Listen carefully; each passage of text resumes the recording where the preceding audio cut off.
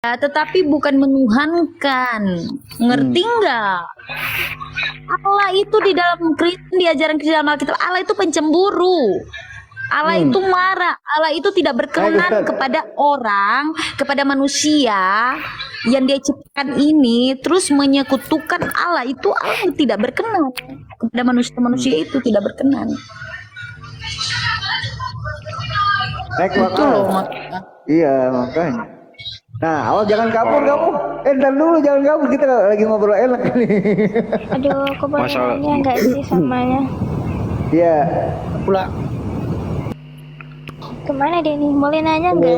Matius 4 ayat 7. Apa baca?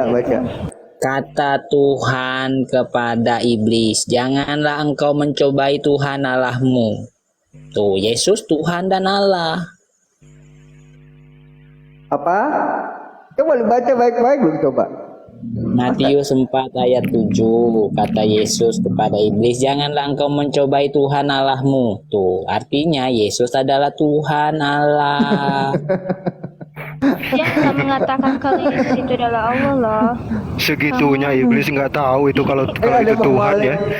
Segitunya iblis nggak tahu kalau yang dicobain Tuhan. Asli Coba masuk akal nggak masuk akal. Yesus kan kita apa?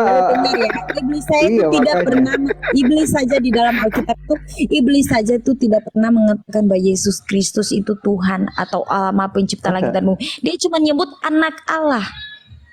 Kalau di dalam Ya. Islam itu utusan Allah, seperti perkataan Yesus Kristus, ya. aku adalah utusan. Nah, kan Karena dengerin dulu Nafiri, iblis dengerin dulu, itu, diranya ya. belum kelar. Dengerin dulu. Ngelawak. Iya, dia ngelawak di sini. Karena Kamu iblis itu mengatakan tidak ayat itu, aku udah maha baca kuasa. berkali-kali ayat itu. Karena iblis tidak maha kuasa, tidak maha tahu, makanya dia tidak tahu. Makanya Yesus kata Yesus kasih tahu, janganlah engkau mencobai Tuhan Allahmu. Tuh, baru Yesus kasih tahu. Aku Karena juga iblisnya lucu tidak juga maha sama tahu. Nabi ini ya dari tadi ya. Ditanyain segala Nabi Adam di surga. Kamu dengar ya, bukan iblis nggak Gak apa-apa, tahu. gak apa-apa. Iya, namanya juga konten. Gak apa-apa. Emang iblis maha Kok iblis? tahu? Nah, Apakah iblis maha tahu?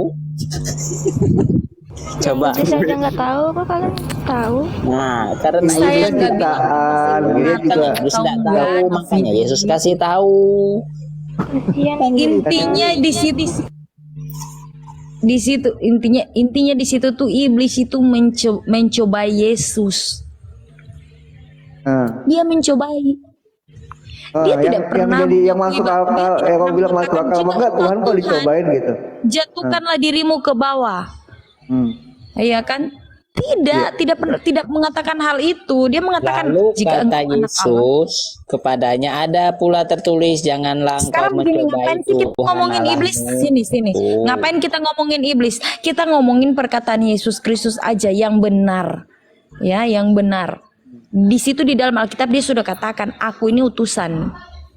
Sembahlah Di Tuhan. Matius 4 ayat 7, Tuhan Allah jangan kita, engkau Tuhan itu mencobai esa. Tuhan Allahmu. Dengar dulu. Tuhan Dengerin Allah dulu kita. Nafiri, katanya mau belajar. Dengerin dulu lah, Begini, kita gantian di situ, ngomongnya. ya, di situ perkataan Yesus Kristus, Tuhan Allah kita, Tuhan itu esa. Perkataan Yesus Kristus kepada murid-muridnya, sembahlah Tuhan Allah yang esa. Tuhan Allah kita, Tuhan itu esa. Aku ini utusan. Kamu mau bantah apa? Mau bantah sama perkataan Yesus Kristus? Kata Yesus di Matius 4 ayat 10, nyalain Ya udah, iblis, kamu sebab baca aja ada sana. tertulis, engkau harus menyembah Tuhan Bertentangan sama Allahmu. kitab sendiri ya? Yesus adalah Tuhan Allah. Nah, kamu nanti diusir tuh Nafiri tuh. Tuh. Kamu mau diusir sama Yesus. Kata Yesus adalah Tuhan Allah. Iblis harus menyembah dia. Tapi iblis tidak mau. Ada di Roma 10 nomor 12, di situ katakan kalau Allah tuh satunya Tuhan. Nah, itu gimana tuh? Ya, artinya Yesus adalah Tuhan Allah. Katanya satu loh. Katanya satu Pasal loh. 4 ayat 10. Kan itu jelas. Coba baca, Katanya coba satu baca. loh, satu tuh yang benar. Allah tuh satu yang Matius benar. 4 Gimana ayat tuh? 10. Baca dulu Matius 4 ayat 10. Saya nggak nanya itu, saya nanya Roma 10 nomor 12 itu. Jelaskan.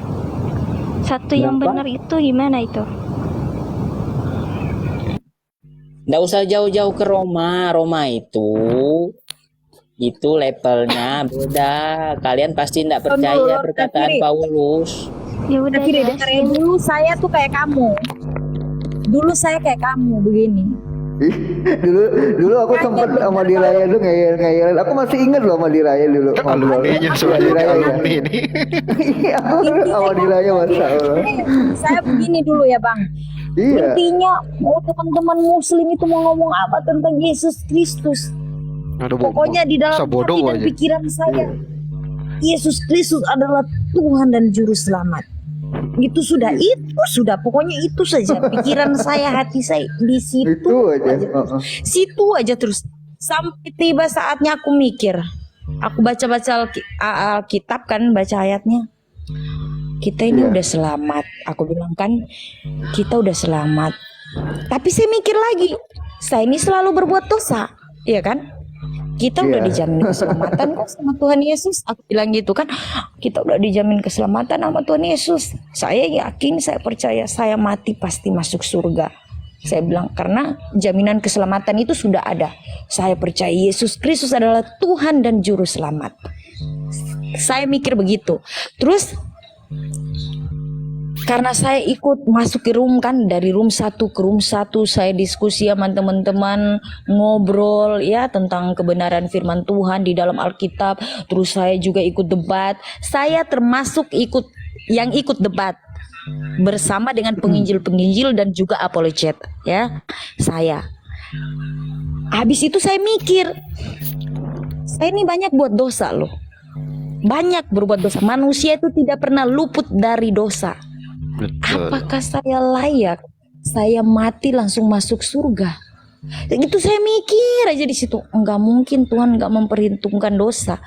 Enak banget gitu ya kan?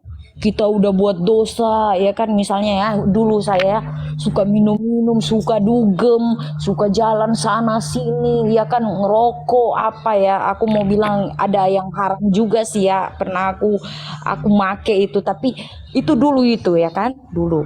Sekarang enggak.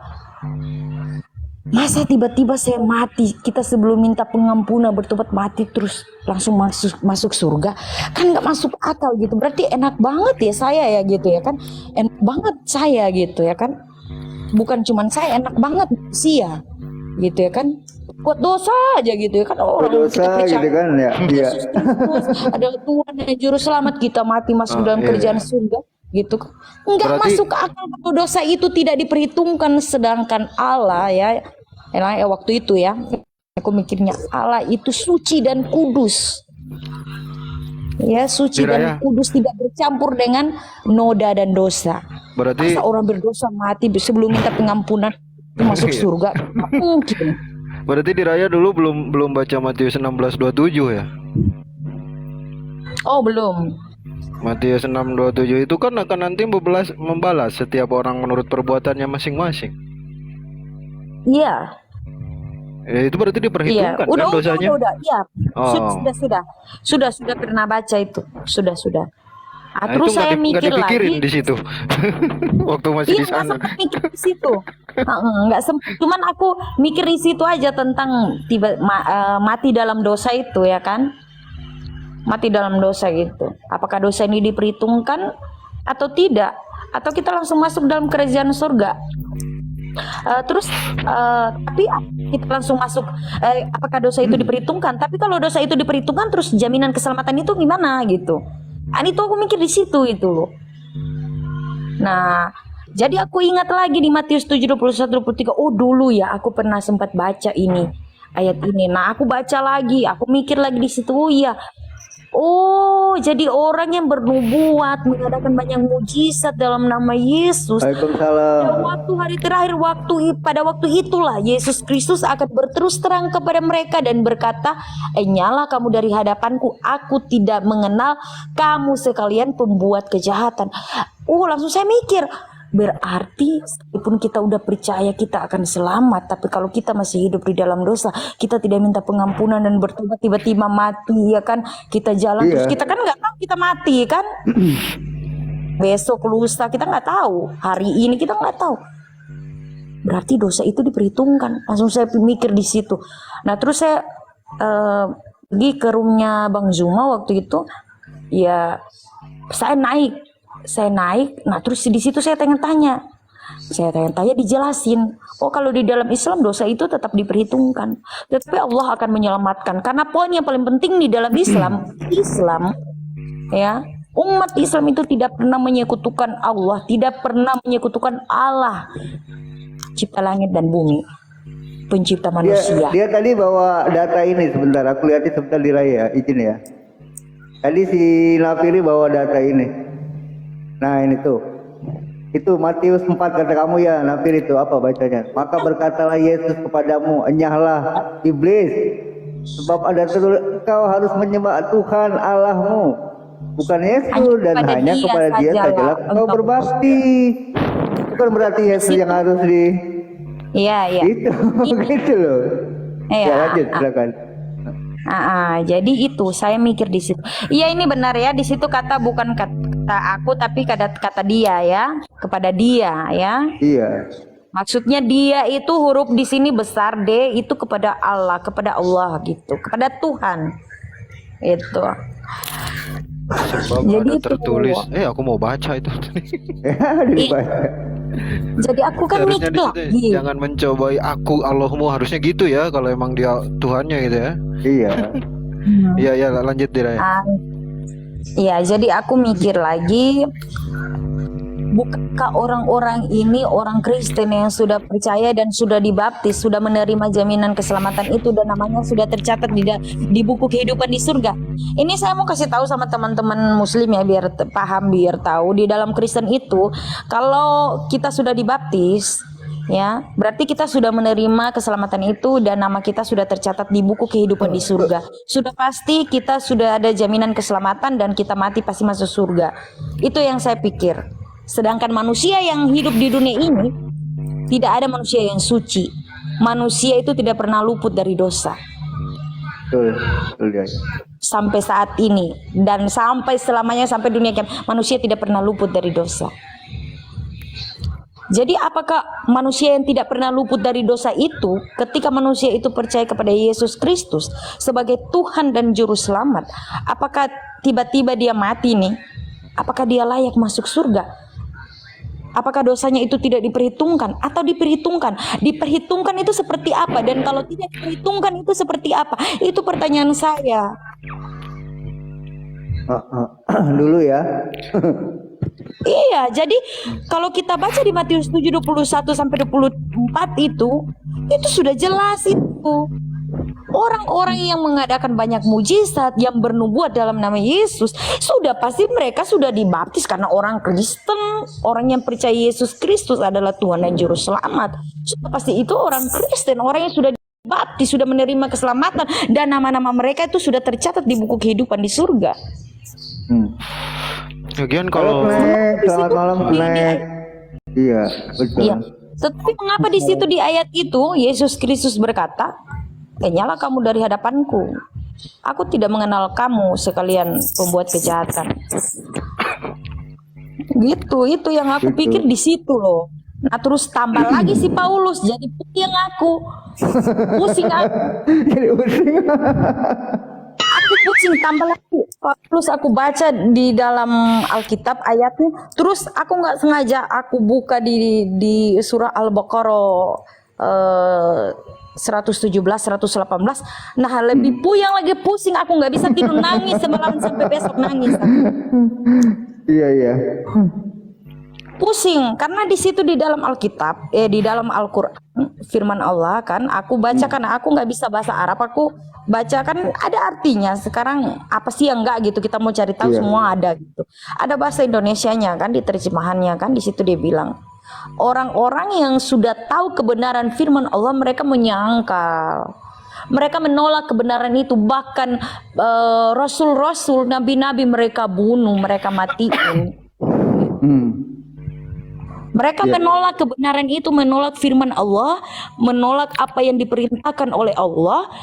Bahkan nabi-nabi, rasul-rasul mereka bunuh, mereka matiin. Nah, terus mereka memutarbalikkan fakta kebenaran itu. Nah, kalau kita buka di kisahnya Paulus, Paulus. Itu Paulus itu kan yang menganiaya murid-muridnya Yesus Kristus.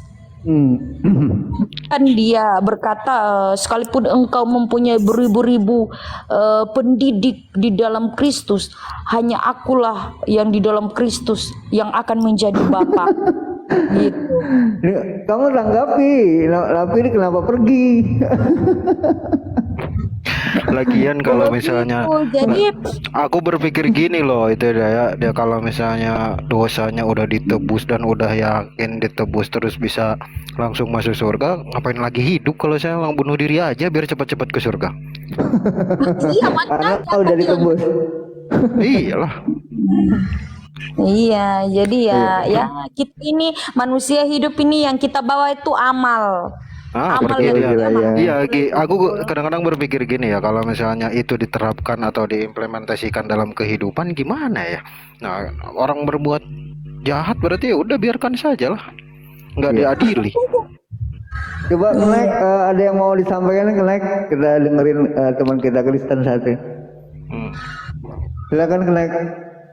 Oke. Iya, ya udah aku ya udah dilanjut ya. Tadi udah Iya. pergi dia ya. Aduh, off mic dulu. Silakan Bang, nanti aku nyimak kok. Iya, oke. Aku mau ke kamar mandi dulu. Silakan Bang. Iya. Ya lanjut Kenek.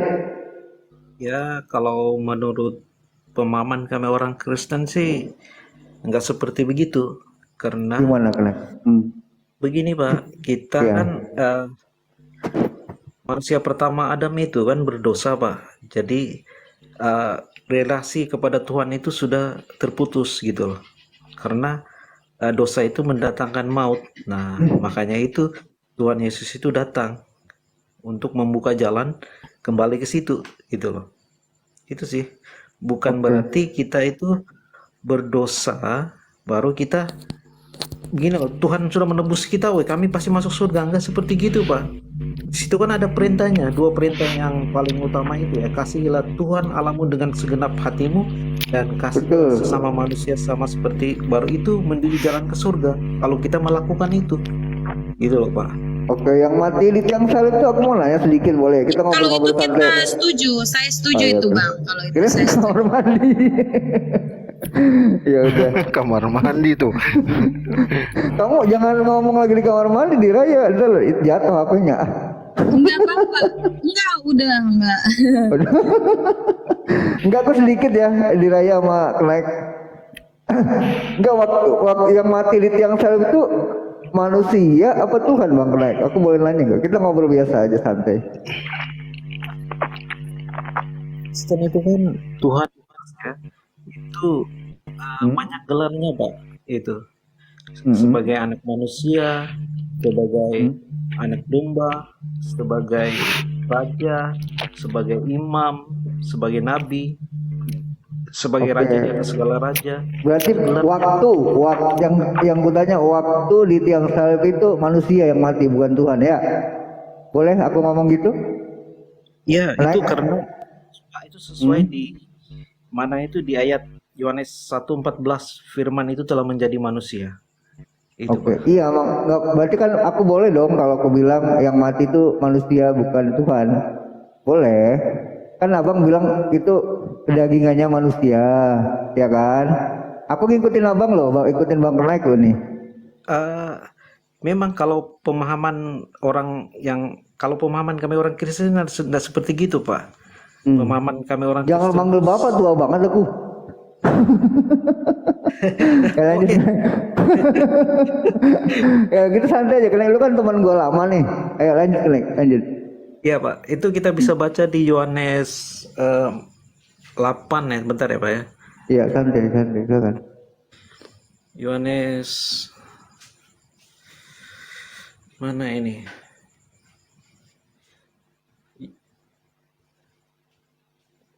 Baca aja biar yang di bawah juga denger. Iya. Oke Tiara. Ya, katanya kan kita tahu tuh begini, kata Yesus kepada mereka, jikalau Allah adalah Bapamu, kamu akan mengasihi aku sebab aku keluar dan datang dari Allah, dan aku datang bukan atas kehendakku melainkan Dia yang mengutus aku, Pak. Oke. Itu, Pak. Jadi berarti waktu dia mati itu ketuhanannya kemana atau keilahiannya kemana ya, Bang Nek? Kan Yesus juga Tuhan, oke? Iya, Gitu. betul Pak. Nah itu keilahiannya kemana?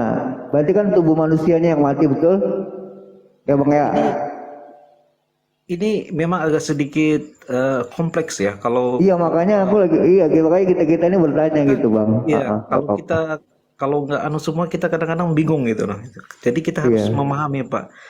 Nah, kita harus memahami bahwa memang dia diutus, tetapi dari siapa dulu yang mengutus dia Pak? Gitu. Ya kan? Oke. Karena pemahaman kami orang Kristen ya itu Apa enggak apa dia keilahiannya ke surga apa gimana Bang Nek? oh kalau keilahannya itu nggak bisa itu selama-lamanya Pak, nggak bisa binasa. Iya, oke. Waktu kejadian di situ, kejadian disalibkan itu yang aku tanya gitu loh Bang. Kalau kemanusiaannya ya memang dia betul meninggal Pak, tetapi keilahannya itu tetap Pak. Oke, keilahiannya tetap jadi dia tetap ilahi. Berarti keilahiannya mati juga dong kalau dia tetap di situ. Oh nggak bisa Pak, dia itu kekal Pak. Kan begini Pak, kalau kita Aduh. Allah orang Kristen tuh yang Maha Esa yang Tubuh kemanusiaannya itu yang mati, ya, tubuh jasmani mati, ya kan, kayak kita begini ya mati. Iya. Rohnya itu yang turun ke dalam kerajaan maut untuk membebaskan orang-orang yang ada di dalam kerajaan maut itu. Begitu ya kan Bang ya? Gitu ya Bang Nek ya. Jadi keilahiannya itu maksud Abang Naik ini saya ngerti itu tetap bersama-sama dengan rohnya itu yang turun Oke. ke dalam. Udah kan? Tetapi habis itu dibangkit lagi kan, dia bangkit. Ntar jangan kebangkit dulu Mbak Diraya. Berarti Bang Nek apa? Keilahiannya tetap, oke, keilahiannya tetap, dia tetap jadi Tuhan, tapi tetap jadi manusia juga, gitu kan? Nah sekarang kalau ditanya gini, kenapa dia harus mati di tiang salib Bang Nek? Bukankah Tuhan itu nggak harus mati? Silakan. kenapa Tuhan itu harus menjadi manusia? Karena Bukan, kenapa dia itu harus mati? begini Harusnya Pak, kan dia nggak harus mati. begini Pak, Adam yang pertama itu kan sudah berdosa. Dosa itu ibaratnya hutang Pak, yang tidak mungkin kita tebus kalau seandainya kita punya 1 M ya, terus kita mau bayar, kalau kita masih ada hutang nggak mungkin kita bayar kan? Ya, kan? terus Kecuali lanjut aja dulu. kecuali kalau kita ada kelebihan baru kita bisa bayar. Nah, jadi manusia di dunia ini itu sudah nggak bisa Pak, itu loh. Karena Allahnya orang Kristen itu Allah yang ketika dia membuat ketetapan itu kekal Pak, tidak bisa berubah, gitu Pak. Tetap berubah, oke. Tidak bisa berubah Pak, gitu. Makanya karena Adam sudah berdosa, ya siapa yang bisa Iya, menyelamatkan? Adam dan semua orang-orang dulu yang berdosa, betul kan? Karena darahnya Yesus itu untuk menghapus dosa umat manusia, betul begitu ya? Betul. Nah, oke. Berarti yang dulu-dulu yang berdosa bukan hanya Adam aja lah, oke lah itu menurut abang nggak apa-apa. Kita terima aja, saya ngikutin. Orang-orang yang berbuat jahat, orang-orang yang Alkitab. Sebentar Bang, aku belum ngomong. Orang-orang yang merampok, yang berbuat jahat, yang berdosa dulu, menurut orang-orang Kristen itu telah dihapus dosanya oleh darah Yesus. Begitu Bang? Bukan Pak. Gimana? Begini Pak, keselamatan jalan menuju ke Sang Bapa itu sudah tertutup ketika Adam jatuh ke dalam dosa itu Pak. Itu loh Pak. Makanya Iya, jadi enggak, kalau menurut abang orang-orang zaman dulu berarti yang berbuat dosa itu kan udah dihapus dosanya oleh darah Yesus Bang. Betul nggak? Sebelum Yesus mati nih, maksud itu yang ditanyain. Gimana? Pak, bukan jalan Pak, jalan ke sana itu sudah terbuka. Nah, bagaimana jalannya ke sana itu yaitu percaya dan mendengar perintah itu dua tadi itu yang paling utama. Kasihilah Tuhan Allahmu dengan sesungguh dan kasihilah manusia sama seperti kamu mengasihi dirimu sendiri. Kayak gitu loh Pak. Jadi begini loh Pak, kalau saya itu zaman sekarang, seandainya saya tidak mengasihi saudara-saudara saya nggak bisa dapat bagian di surga karena saya tidak menjalani tadi. Kalau kehidupan saya salah seperti saya mencuri apa segala macam, ya jelas Iya. saya nggak bisa masuk surga Pak, walaupun jalan sudah dibuka kayak gitu. Itu Pak. Walaupun udah ditebus sama darah Yesus, apa gimana? Bukan Pak. Nah, Bapak harus mengerti dulu waktu Adam ini. Adam kan berdosa karena melanggar Ya. larangan Tuhan. Iyalah, berdosa. Orang-orang dulu banyak yang berdosa. Aku juga sekarang masih berdosa, Bang. Lanjut. Bukan Pak. Adam kan diciptakan sama Iya. Yang Maha Kuasa. Ketika dia jatuh berdosa, kan Tuhan berfirman tuh beranak cucuilah kamu. Kita itu kan bukan ciptaan lagi Pak. Kita ini kan reproduksi daripada orang tua kita Pak. Ya, ketika orang tua kita menikah, ya, mereka jatuh cinta, mereka nikah. Iya. Ya, ketika Iya. mereka mencapai setengah surga itu ya kita lahirlah kayak gitulah. Iya, nggak apa-apa. Saya ngikutin abang aja, Bang Kenaik ya kan. Jadi kalau orang-orang yang berdosa sekarang, kalau menurut abang gimana cara menebus dosanya? Kalau dulu kan ditebus nih darahnya dengan darah Yesus. Kalau sekarang nih harus gimana dia, Bang? Begini Pak, sebelum kedatangan Tuhan Yesus, jalan menuju ke sana itu nggak ada Pak, karena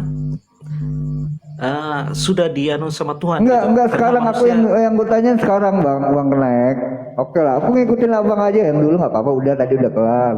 Nah kalau yang sekarang, kalau misalnya aku banyak dosa nih, abang punya dosa, abang pasti punya dosa kali ya. Bapak pernah berbohong, kita kan nggak tahu kan gitu. Nah caranya gimana menghapus dosanya, menebus dosanya gimana Bang? ya tadi sudah Apa dia harus ke gereja berdoa, ya Tuhan Yesus ampunilah aku apa gimana gitu? begini Pak, yang paling utama itu ialah akulah jalan dan hidup, akulah jalan Ya kebenaran itu kata dan- Yesus ya. Ya. Aku adalah jalan dan hidup ya. Nah, Hmm. bagaimana kita jalan dan kebenaran? Ya, kita mengikuti itu, Mengikuti Yesus. mengikuti perintahnya itu loh. Bahwa kasihilah sesama manusia, kasihilah Tuhan Allahmu dengan segenap akal dan Iya. pikiranmu, dengan segala kekuatanmu, dan kasihilah sesama manusia sama seperti kamu mengasihi dirimu Iya, sendiri. Itu dua oke. poin yang paling utama, hukumnya Oke. paling utama. Coba berarti waktu itu kan dia Yesus pernah bilang begini Bang. Aku tidak dapat berbuat apa-apa dari diriku sendiri. Iya kan? Kalau melainkan Bapa yang mengutus aku, betul ya Bang ya? Betul. Assalamualaikum Bang Beni, ya kan gitu ya, betul ya? Pernah ngomong kayak gitu kan Yesus? Iya. Tapi Nah. yang begini Pak, Bentar dulu, aku belum tahu. Di otak mulu. Ya jadi gitu Klek. Harusnya kan dia tidak dapat, bentar dulu, dengerin dulu, dapat berbuat apa-apa dari diriku sendiri, itu ngomong Yesus. Melainkan Bapa yang mengutus aku. Kan pernah gitu, harusnya kan dia berarti dia nggak bisa, kalau menurut aku dia nggak bisa menghapus dosa juga dong dengan cara dia, karena dia tidak dapat berbuat apa-apa dari dirinya sendiri gitu loh. Lanjut, nanti boleh Bang Beni yang lain. Assalamualaikum Bang Beni.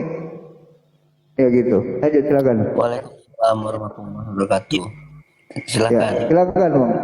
Klek. kita lihat Kejadian 1 ya, berfirmanlah Tuhan jadilah terang, iya kan? Ya. Itu firman-Nya bekerja Pak. Nah, bagaimana Yesus? Ya kita lihat di Yohanes 1, firman itu bersama-sama dengan Allah, iya kan? Tetapi karena kasihnya kepada manusia, akhirnya Yohanes 1 ayat 14, firman itu menjadi manusia. Kenapa dia harus jadi manusia? Karena manusia yang mau diselamatkan.